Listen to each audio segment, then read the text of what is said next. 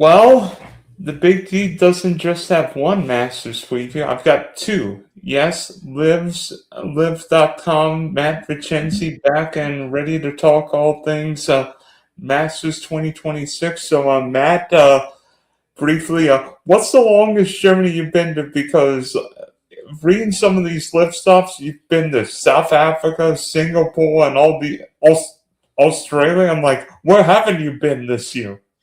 Been to multiple continents, almost all of them. The longest journey, I would say, it's almost a cumulative journey because I went from Boston to Hong Kong, Hong Kong to Singapore, Singapore to South Africa, South Africa back home. Multiple layovers, multiple stops. Traveled 24,000 miles, which is the circumference of the Earth one time around. But finally made it back home, ready for the Masters. You're going to be second to Aldrin two of the space shuttle flying near the moon today, right? I might have him beat, I think. Artemis 2, right? Yeah. But I mean, overall, it was a awesome experience seeing all those countries and going to those tournaments, and all the fans in South Africa, 100,000 plus was a really great event. So it was really cool, special experience to get to cover those tournaments. When it comes to Augusta, what is one word that you use for the Masters? Oh, great question. One word I would say nostalgia. I mean, every time you watch it, you get those familiar feelings of the first time you watched it and the special Masters that you remember, growing up and seeing Tiger Woods win there and Phil Mickelson win there and all those golf memories that kind of made me fall in love with the game. A lot of those point back to Augusta National.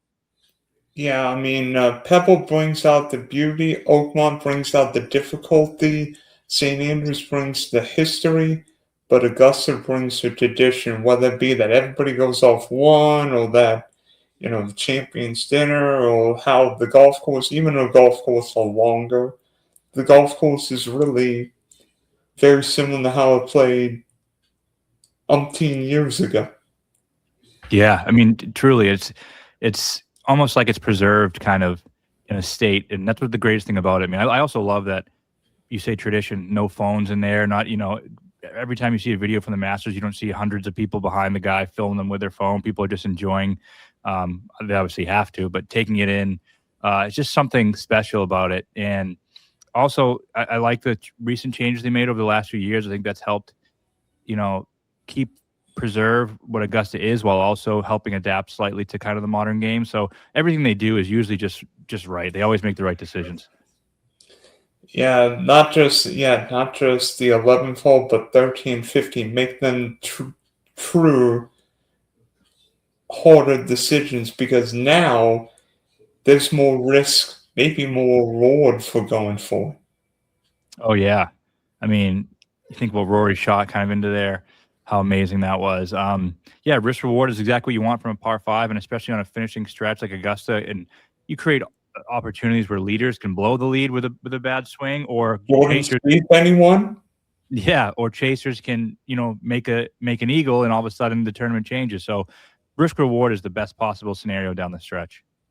What hole do you think will be the most important to determine a Masters winner this week? I'm gonna say 13. I mean, because it's just still so gettable, and they're obviously, you can make big numbers though too. I mean, if you miss in the wrong spot and it trickles down under Rays Creek, we've seen guys fall apart there. But it's also the most eagleable hole in my opinion. So I think that's where the biggest swings go. Then you see if people can kind of hold on tight for the final stretch. How about you?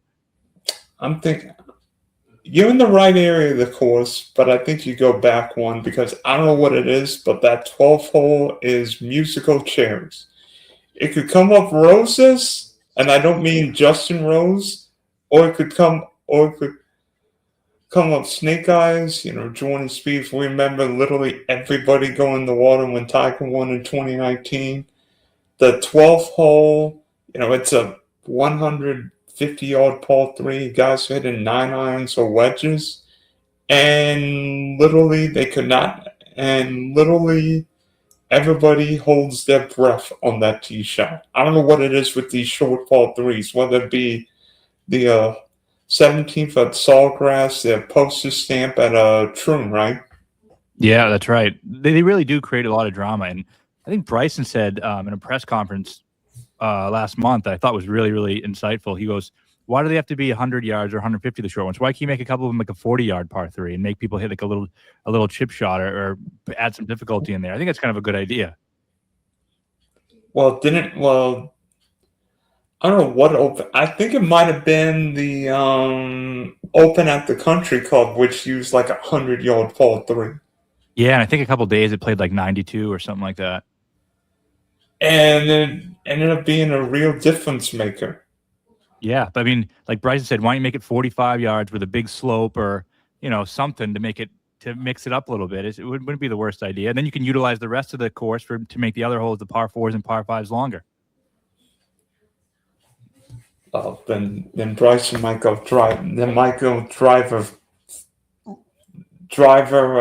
gap wedge on a 600-yard par five. Yeah, I hope he does that this week.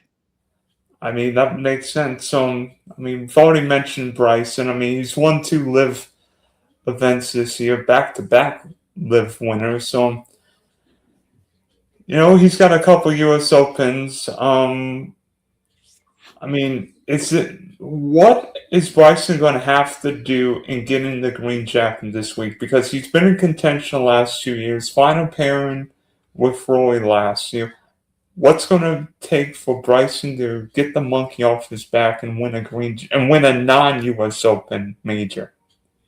I think he has a really, really strong chance. What's going to take? I mean, what I think has happened over the last 2 years when he's gotten better is the long game's always been good, but it took him a long time to figure out the short game, the chipping around these tight lies, the fast greens, the putting. So he lost strokes. There's only been strokes gain data since the last 5 years. First 4 times those measured events, he's lost strokes around the green. Last year, he led the field around the green. So to me, that's the biggest difference. He's learning how to play around these greens, learning how to putt. He likes putting on fast greens. So I think that part is going to be there. To me now, what's the separator or what's going to cause him to actually get it done would be dialing in those wedges. When he has 120 yards in, he needs to put that within 10 feet. And it seems like he hasn't been able to do that on Sundays over the past 2 editions of the Masters. So that's always been some of him. The spin control has always been an issue, especially with the slopey greens and the hard, firm greens. So that's what he's going to have to figure out if he wants to win. And also, I don't know what it is, but I don't think Bryce is necessarily the favorite among the Augusta gallery.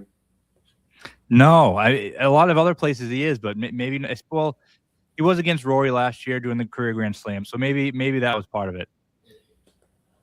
I mean, maybe people at the U.S. Open, all these majors don't give a what, but Augusta, they probably want to see history. Yep, very true.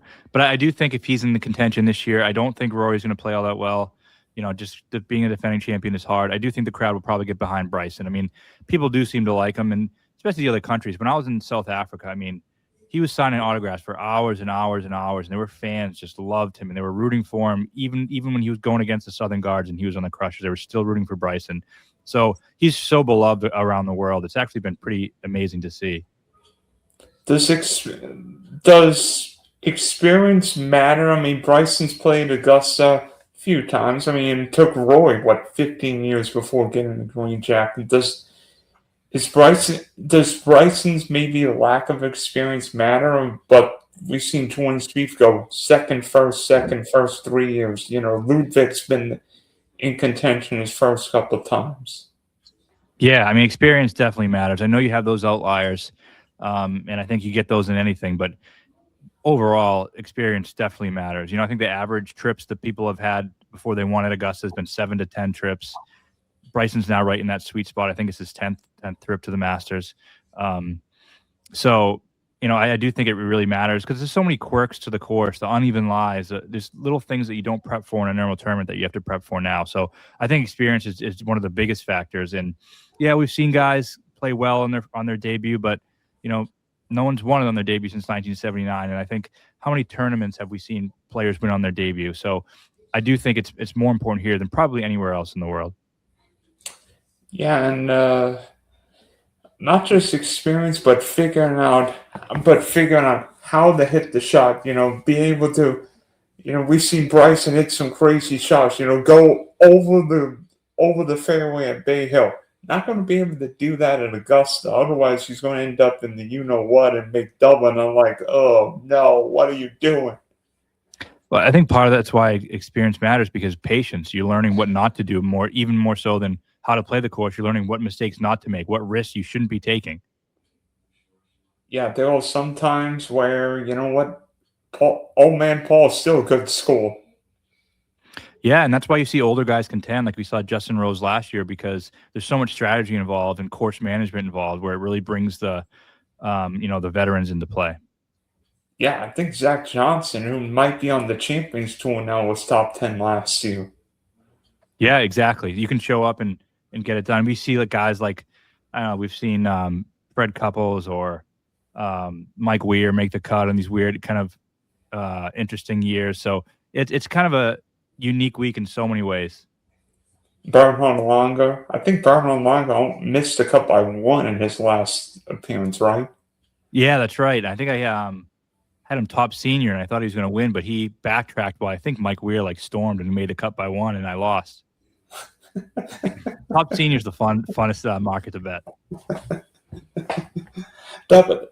And now we got Zach Johnson this year, so might be something to worthwhile. What about John Rahm? I mean, he won the Masters 2023. He's won once this year, right? On LIV. Once.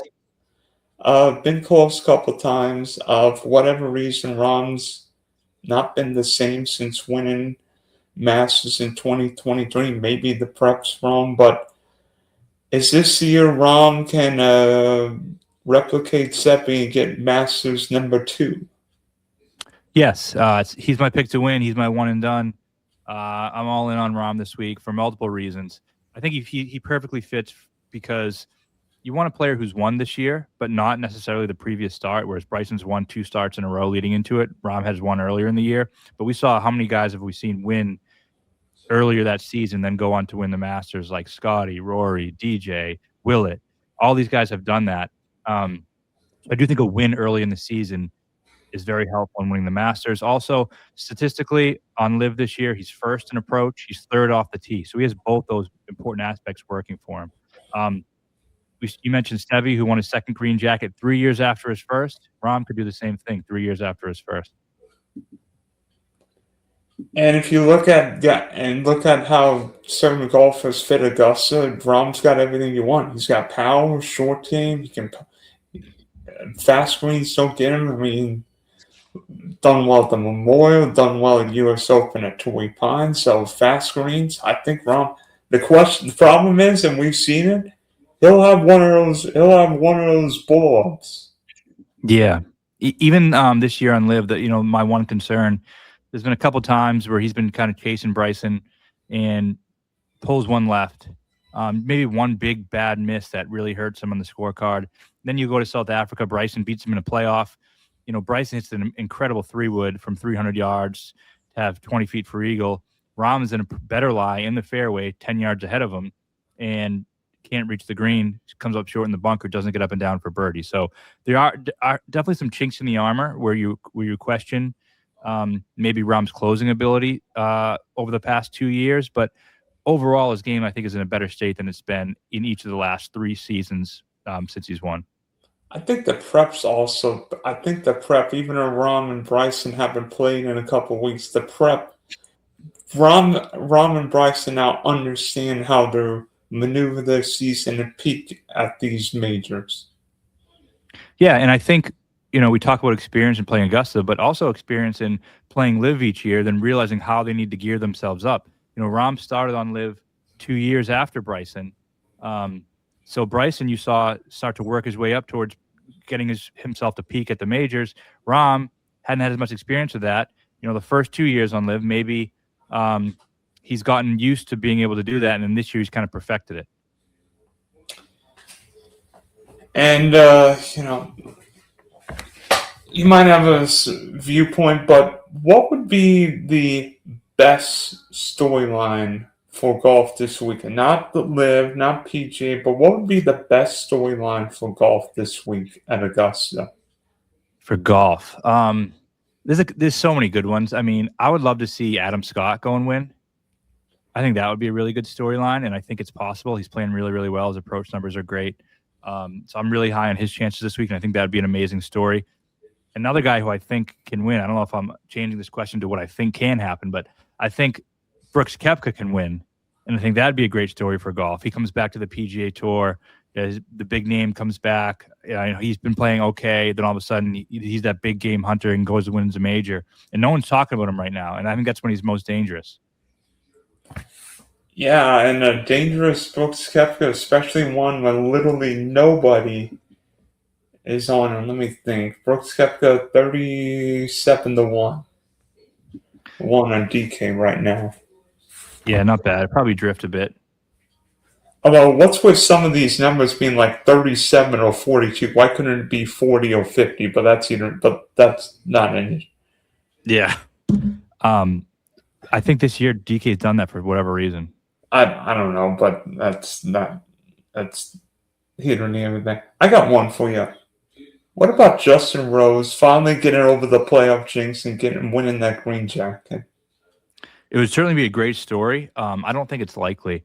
I mean, when you see guys get their heart ripped out in the playoff, how many times do they come back the next year and win? It's not even just the Masters, any tournament ever. It seems very unlikely. And I think, to me, it's just hard to envision, okay, he didn't get it done last year. Now he's going to come back the next year and do it. It just feels almost too, I don't know how to say it, derived, like too perfect.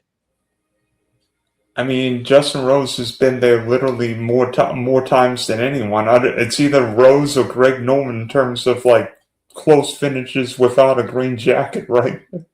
Yeah, and if he does, maybe I think a year goes in between, but that was his chance last year. I mean, it really was. And if you kind of revisionist history, people say Rory finally gets it done. And I mean, he really tried not to. I mean, Roy had some great shots, and then he had some shots like, oh, wow. I mean, the shot when he hit it well short in the water, I mean, you could make an argument that was the worst major championship shot in history. Or even the shots at 18, and I'm thinking, oh no, this is going to be Pinehurst 2.0. Yeah, and I mean, well, what's good for golf? I mean, all of this would be good for Liv. I mean, to see Rory put the green jacket on Bryson, that would be pretty fun. Oh, I've got a better one. Roy give Patrick Reed the green jacket. Yeah, but I almost feel like that's more water under the bridge where the Rory Bryson feud is fresh. I honestly believe it's not contrived. I think Rory does not like Bryson at all. Well, maybe we should save it for the next Ryder Cup in Ireland, right? Yeah, that'd be a good one. We'll see who the captain is there. Unfortunately, the U.S. captain's probably off doing some other things, but who knows? Maybe they get Ben Crenshaw out of retirement and figure out a way. Or who was the last U.S. captain to win? I think Watson won as captain in '93, right? Yeah. Has there been a road win since then? Nope. No, that's him. How old is he now? 82? Maybe not. I don't know how old Watson is. We'll find out on Thursday when he play on Nicholas Seahawk. 75 he is. Oh, okay. He'll be fine. Maybe we should have had Bryson and Roy play the first singles. Then we might have a chance, Keegan. I know. I mean, imagine if it's close though. What we can do, and that would be amazing to watch them go at it for a Ryder Cup. Oh yeah. The crowd might be drunk at 5:00 in the morning. That's for sure. I'll be there. I can't wait for that. We've talked so much about golfers. What about the course this week? Because I'm thinking this course is going to have a little Pinehurst flashback 2024 of how dry it is around Augusta. I hope that's the case. It seemed like each of the last however many years we've gotten a day where it's gotten pretty soft, and I don't love that. At Augusta, I think it's best visually in the way it plays and strategically when it's firm and fast. and the balls can't hold the green. I think that makes for great viewing. So if it's firm and fast, I think that's the best case scenario for the viewers. And plus, it means isn't. And plus, it means isn't control. It's going to be how you control the spin, how you control. Because if you have too much spin on like 13 and 15, the ball goes in the water. But if you don't have enough spin, the ball bounces, and now you've got a very difficult pitch to the green. Yep. It doesn't look like there's going to be much wind as of now. I know that always can change, but. Yeah, and plus, if it's a hard, firm, fast golf course, it'll make 13 and 15 potentially more precarious because now there's less room for error. You're going to need more. Yeah, and I also think that does favor the more firm it plays, favors players with a high ball flight. And I remember thinking back to Pinehurst, and I picked 2 players to win. I know there were, relative favorites, but my picks were Bryson and Rory. And that was the first time I ever was able to watch the end of a tournament and say, oh, I don't really care who wins. This is great. Either one I'm happy with. But the reason I picked them was because I sorted, and on the stats, I sorted by apex height, and they were 1 and 2. Speaking of Roy, I mean, we know it's been darn near a quarter century since defending champions win. Not just the pressure of being defending champ, having the number one, but hosting the champions dinner has got to be more mentally and physically exhausting. Plus, I don't think Roy's healthy. I completely agree. I mean, it's really, really hard to go back to back. Even if he was in perfect form, I would say he probably can't. But the fact that now there's the health concerns, hasn't played that much, plus the fact that even last year when kind of everything seemed to go his way, he still struggled to seal the deal. Now he's going to do it again as a defending champion. It seems too far fetched for me to believe. My trivia question was going to be about that, so we'll wait for that for later. But yeah, I don't think Rory really has a chance this week, to be honest. Speaking of trivia, I've got one for you. And then you're going to have a role reversal for me. Okay. From 1988 to 1994, only one American won a green jacket at Augusta. Who was he? One American at Augusta, 88 to 94.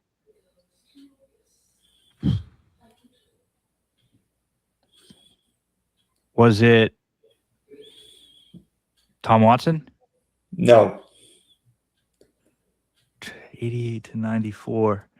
I gotta freshen up on my history. It's a little before I was following closely. Who was it? I'll give you a hint. It was his only major win. Only major win.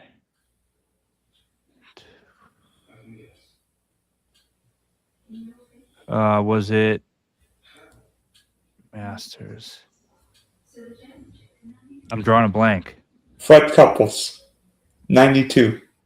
Oh, that's a tough one. Very tough one. Because literally all the Brits won. Well, like all the Brits won. Sandy Lyle, Fowler, Woosnam, then Longer, and Jose Maria Olazabal in 94. Yep, and that's all right. Yeah, because there's only 3 Spaniards, right? Him, Seve, and Rahm. No, and Sergio. Sergio's 4. So only 2 of those have won multiple. That's what I was researching this with Rahm. So Rahm would be the 3rd Spaniard to win multiple. Mm-hmm. If he wins. All right. So what's your trivia for me? Mine for you, and I'm sure there's going to be an easier one for you. So the 3 players, we just kind of talked about this subject, to go back to back. Hasn't happened since, you know who. But who were the 3 players and what years were they that went back to back? I think Tom gave me this question a couple of years ago. Tiger in 01-02. Mm-hmm. Faldo in 89-90. And Jack, I think it's been 60 years since Jack did this in 65 and 66. That's right. You got it. I remember Tom did that, and he could not believe it. I definitely couldn't have got that, but It came up in my research this week, and I was like, "That's a good question for Dylan because you're a historian, you know these things really well." So I figured that I thought you'd probably get it, but yeah. I mean, I don't know if you can bet. I don't know if you can bet, but I'm intrigued by a couple guys. I mean, I have no idea what Victor Hovland and Patrick Cantley are going to do because I think Victor Hovland forgot how to play golf. Patrick Cantley is Mister Where what have you, Mister I can't play well. Otherwise, it's the what championship at East Lake. Oh yeah, he's sneaky. Played relatively well at the Valspar, finished T7. The stats were pretty good. I'm a Cantley apologist. And I always tend to go back to the well. So I don't think he can win or anything, but I was actually looking at him for maybe like a low owned DK play. Yeah, and I did make a future bet for him at the PGA because the PGA being a Don Ross course, he's done well in Tour Championship. Yeah, Cantley only plays well whether it be at East Lake, what's the Heritage. Valspar or the tournament in New England, not the U.S. Open, but what is that stupid tournament? The BMW? No. Not the BMW, the one, the Pete Dye Oh, course. Travelers. Travelers, thank you. And he pretty good at Heritage too. And that's a Heritage. Yeah, watch this. It'll be Cantley and Fitz in the final pairing next week. Yeah, or maybe Spieth. Oh gosh, yeah. And you know what? I don't know what it is, but like nobody mentions Sepp Straka. This turns hard, firm, and fast. I'll take Sepp Straka with irons. Yeah, he was disappointing last week. Missed the cut. I don't think any player has won when they missed the cut the previous week. I want to say, I could be wrong, but it's very few, if any. And I don't know what it is, but you know what? Corey Connor's Shark Week's probably coming again this week. Although I don't think Connors has played that well recently. I think he was good at the players. For at least I remember he was in the mix kind of for the first round or two. I don't know how he finished, but I think he's been all right. I mean, I'm not sure Connors has got enough power, but he's a really streaky ball striker. Yeah, he's reliable. He'll get you that T12 that you need if you have the winner on your roster.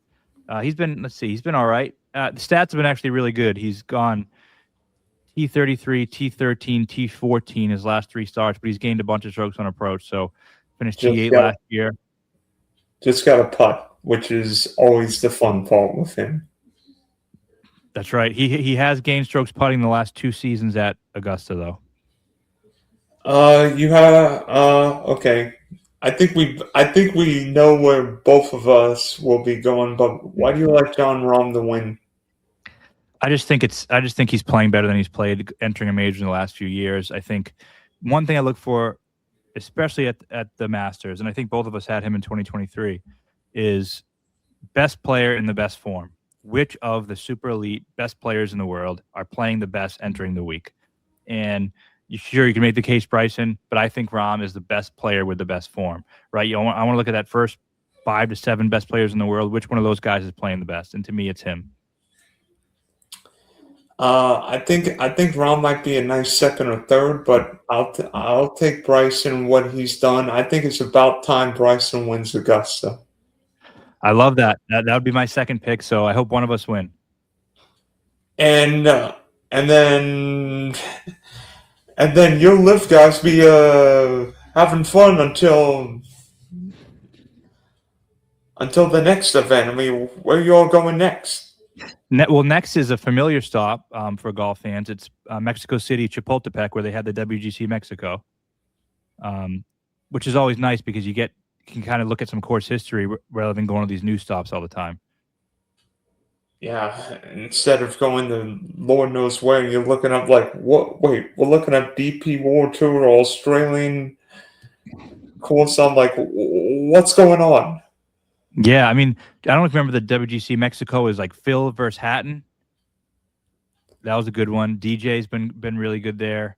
So yeah, I think it's a pretty good course. It's not. People say it's not quite as nice as Mayakoba. That's where they went the last few years, where Cooch stiffed the caddy. But I think it's a better, at least a more difficult golf course. Is it at altitude? Yes. Yep. Yeah, that's going to be, yeah. Which means the course is always going to play shorter. Yeah. Exactly. I think I remember Rom winning a couple Mexico events a few years ago, right? Yeah, he did. I think. Rom I and think. Finau. Yes. Oh yeah, it was Ramen Finau. Yep, that's right. That was at the new stop they still have now. Forget what it's called. But yeah, it was those two guys. Remember Dylan Wu? Or sorry, Brandon Wu was in the mix. Stefan Yeager has always kind of been in the mix there. Yeah, I know. I remember that event.